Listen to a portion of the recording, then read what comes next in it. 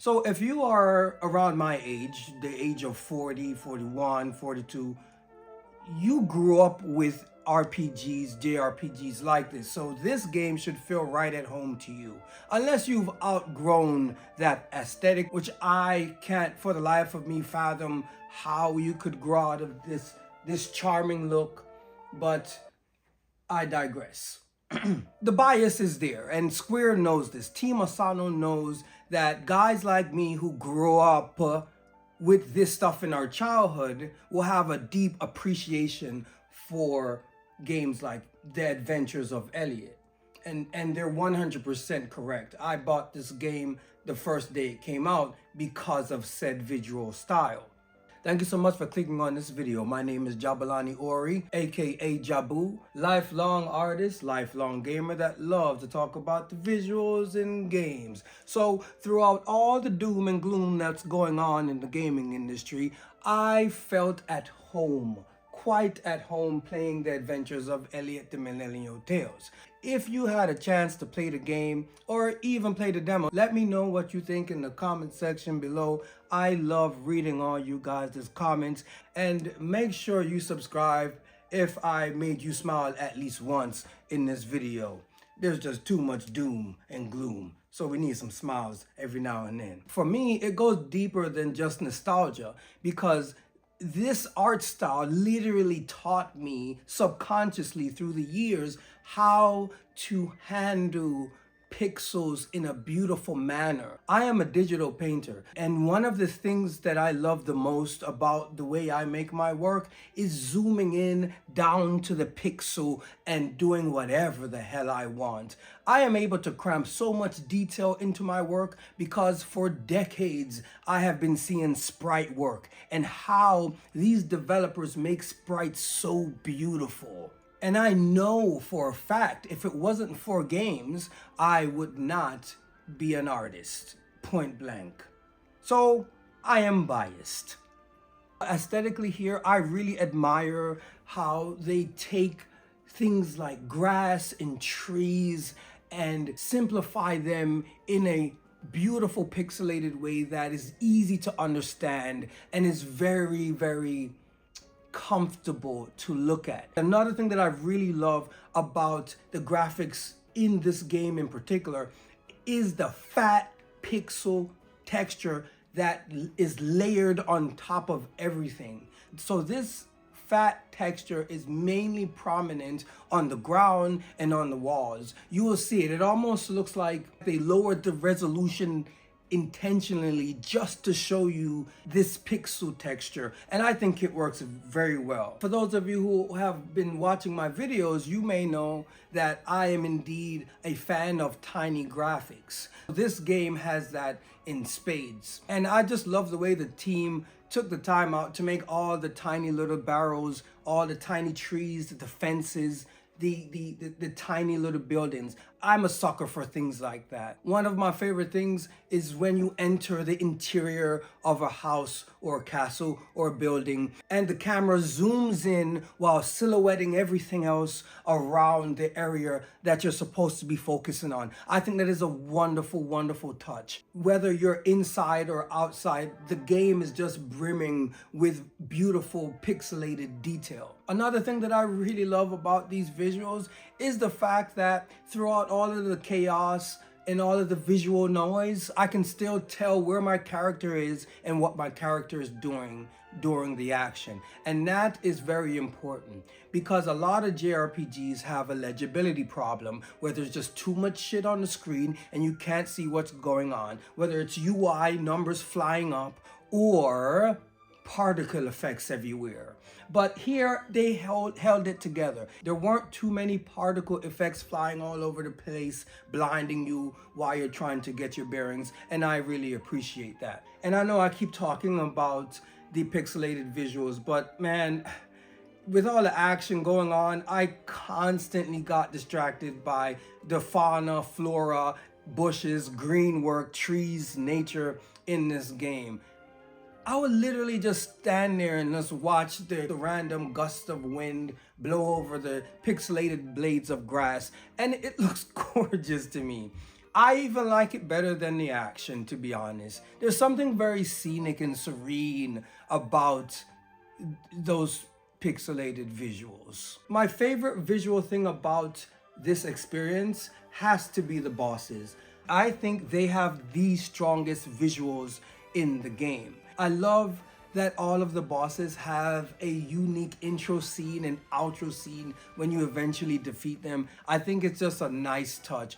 I also actually like the variety of bosses. For some reason, I thought a lot of them would be repeats, but I think they only repeat a few of them once or twice, which is not so bad. I think there is a good balance here. I really had a blast fighting all of the bosses, man. I actually wish the game had like a boss rush mode just so I can fight them again. So now I have to talk about my cons of the game.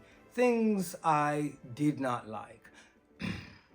So unlike the unique, beautifully detailed bosses in this game, the enemies, man. I don't know what happened. What happened at Team Asano? What took place here? Because the enemies repeated over and over and over again. I got so tired of fighting chicken people, rat people, frog men, and slugs. I got really bored of it, and throughout the entire experience I kept seeing the same enemies over and over. I think there are only about 6 enemy types in this game, and it's a real shame because it's called the Millennium Tale, meaning that you have around 1,000 years of enemy development and progression that you could have embedded in your enemies, in your enemy variety, but they chose not to for some reason. So that really wore down my love of the combat around the 30th hour. So your mileage may vary when it comes to fighting these enemies over and over and over again. And I get it, yes, they're tribes within the story of the game. So given the context, yes, you would be fighting the elephant people, the chicken people, the frog and the rat guys. After you fought the frog guy with the stupid flute and the music notes flying out, after you fight the rat guys that throw whatever and the slug guys that constantly try to jump at you, you start to easily predict their enemy patterns, and that leads to monotony and boredom. And it did happen to me. It wore me down. Another thing that I do not like about this game is the fact, again, that we're dealing with time travel. So when I tell you time traveling is going to be in the game, your mind, especially if you're my age, immediately goes back to Chrono Trigger, off tops. If it doesn't, I don't know what you've been playing in your life. I'm just joking. The thing about Chrono Trigger that set the standard for time traveling in games is the fact that they had different distinct visual eras. You have the prehistoric era, you have the future era, and then you had the standard present era. And I was hoping the Millennium Tales would go far back, right? And they kind of tried to do that, but here's the problem. You can't just color swap your land thinking that it's going to convince me that I'm in a different time era. It didn't work. As much as I like the environments in this game, as much as I like the different biomes, the illusion of being in different era totally collapsed because all of the eras look exactly the same with minor variations. Even within the story, which I kind of didn't even like register, it was okay. It felt flat. You're dealing with one of the most mysterious aspects of our existence, time. You're working with negentropy and entropy, things coming together and falling apart. And you mean to tell me that all of your eras look exactly the same? That is not good. That is not good. I got tired of the map, and I understand, yes, people are gonna say, hey, it's like Link to the Past. Link to the Past had a dark world, and Link to the Past was on the Super Nintendo. Link to the Past did it better. They did it better than here. I beg the question, did I just beta test a new franchise for Square Enix? I think I did. I think they got me. I think they got me and my nostalgia. Another thing that I must harp on, like everybody else, yeah, it's Faye's voice. You just power up somehow? Elliot, don't get beat! I know what happens. I know her origin in the story, and yeah, like, I don't care. I tolerated Faye's voice. I hope we can get some shards of life again. Here we go, Elliot. And push! I tolerated it. I did go into the option, and I turned on the shut the hell up mode, and I realized that it didn't really make a difference because she was still yapping anyway. Now, the only saving grace that got me through this experience was the fact that I have witnessed similar voices or type of voices in my JRPGs before. So I have a tolerance for putting up with the annoying childlike voice while experiencing this game. I would say the game has, in my opinion, a tonal problem. And maybe this is the fact that I just spent almost 200 hours playing Metaphor ReFantasio, or maybe it's just because I'm getting older. But the whole game felt like it was talking to me as if I were a child. Well, I'm Elliot, an adventurer, more than equipped to deal with beast tribes. Oh, an adventurer, you say? Might I ask a favor in that case? It literally reminds me of me sitting in story time, listening to my kids' teacher read them a book, some kind of fairy book. Yeah, I know it's supposed to be like this fairy adventure and all of that, but Square knows that they are targeting our nostalgic hearts, right? So they must know our age. And I don't know, maybe it's a lost in translation thing, but I didn't like the kitschy, let's go on a ferry ride vibe of the game. In fact, it made me really disconnect with their story. I couldn't take it seriously, and I ended up not really caring. So I, unfortunately, stopped playing the game at the first credits. And I know some people are gonna say, well, you didn't get the true ending. No, because I didn't have a stake in the story. I just felt like I was having fun, beating pixelated ass, and exploring this little mini world. And I think that was enough for me. Not every game needs to have a crazy story, but at the same time, at least have a good tone where I feel like my actions aren't an event happening in a child's book. Faye is not the most annoying thing in this game. She is far from it. In fact, I heard that they actually put an option in the game to completely mute her.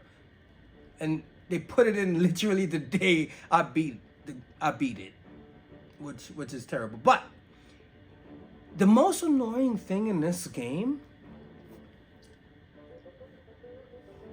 where's that controller at? Let me show you what the most annoying thing. You want to see the most annoying thing? You want to see the most annoying thing? The most annoying thing in this game, voila! This atrocity. The map. This map here, look, this map, I don't know what happened, who was in charge, right? But this map is rubbish. The most annoying part about this game is actually going on your adventure and navigating said adventure. Pathfinding on this thing is a nightmare because whoever decided or greenlit this thing didn't think about legibility. I keep talking about how important it is that your game is legible. We have to know where the hell we're going. You can't give us this low polygonal or this low resolution map, put some icons on it, and call it a day. I think it's insanely lazy, Team Asano. And I am actually very disappointed in this map. Like, I mean, I love world maps, right? World maps are when you're walking around with the little miniature character and you're walking into the towns and you're doing all your things, right? And I think that is very important in a JRPG. Most JRPGs don't have world maps. So we have learned to settle with just a regular map. But this thing, I kept getting lost because I couldn't tell what's a ladder, what's a bridge, what's a bush, what's a wall, what's a fence from this. I honestly wish they'd have just given us a 2D drawn map because this thing makes no sense. I hated it so much. I really despise the map. In fact, I thought about not completing the game because of how difficult it was to understand that thing. I never want to see it again. I never want to see it again. That is the most annoying thing about The Adventures of Elliot, the Millennium Tales. My overall thoughts. Should you pick this game up at the price tag of a full price game, which I believe is $50 or $60? For me, personally, being a Team Asano fan, I really enjoyed myself. But I think the majority of you should wait for a sale when it comes to this game. And that actually kind of scares me a little bit, to be honest, because Final Fantasy Resonance is coming out in October. I believe it's October 22nd. And I am actually kind of worried about that game now because of this game, right? And I understand it's two different development teams, at least I think it is. So it might be completely different. I am still planning on getting that game, but The Adventures of Elliot, it did not live up to what I thought it was going to be. I did give it a little bit of a side eye seeing it at the Nintendo Direct, but I came around to it. I saw cool things in the trailer. Some cool things in the trailer that are actually locked behind some stupid ass backtracking in the last little 10% of the game. Man, dude, now I'm kind of getting mad. Like, dang, man, anger doesn't do anything. So now I gotta go lift weights or go ride my bike or something. Cause now I think about it, one of the dopest parts of the trailer, most people aren't even gonna see it unless they follow a guide after they beat the game to acquire the true ending. I think it's some nonsense. I like games where I can earn my true ending by making the proper choices while playing the game. For a game that's supposed to be about time, you would think that action and consequence will have a bearing on whatever ending you got. But no, we didn't get that. We got some shit after the credits rolled. And honestly, I do not care to see any of it. That's a lie because I did look it up on YouTube. Pretty dope boss fight, but nah, I'm good. I'm getting in my senior years here, so I don't care. I'm sorry, I don't care. I got other stuff to play. So I would wait for a sale. Just being honest. I got 45 hours out of it. I do not feel gypped. No, I don't. I actually feel like I did have a good time. And I guess that's all that truly matters at the end of the day. But like great art, your experience may be completely different, and that's okay. So for those of you who already forgot who I am, my name is Jahbu Ori, aka Jahbu, lifelong artist, lifelong gamer that love to talk about the visuals in games. If you are interested in seeing my artwork, you can simply head over to my website, jahbu.com. I have my full collection of work over there that I've spent the last 8 years of my life digitally painting. And I also sell canvases and t-shirts if you're interested. You can also follow me on social media. On Instagram, I started posting again. I am simply just JAHBU_ART. Head over there if you would like to see more of the art happenings.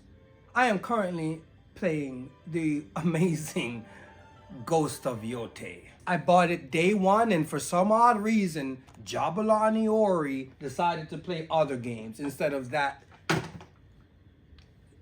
amazing experience. But I'm playing it now, so you should hear more about it at some later time when I get around to it. Until next time, my wonderful, amazing people, keep gaming, keep making art, keep smiling. One love. Peace.